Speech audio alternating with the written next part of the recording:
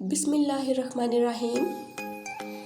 محبت کی تمنا ہے تو پھر وہ وصف پیدا کر، جہاں سے عشق چاہتا ہے وہاں تک نام پیدا کر۔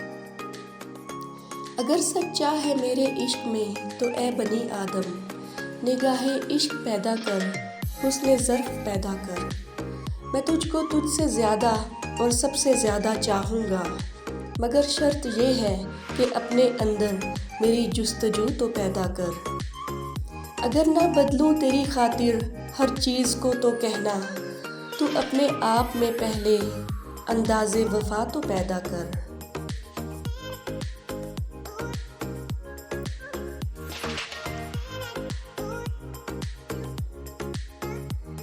لکھنا نہیں آتا تو میری جان پڑھا کر، ہو جائے گی تیری مشکل آسان پڑھا کر۔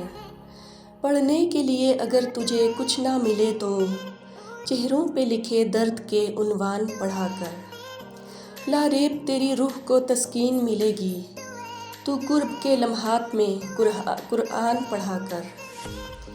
آ جائے گا تجھے اقبال جینے کا کرینہ، تو سرور کونین کے فرمان پڑھا کر۔ شکریہ۔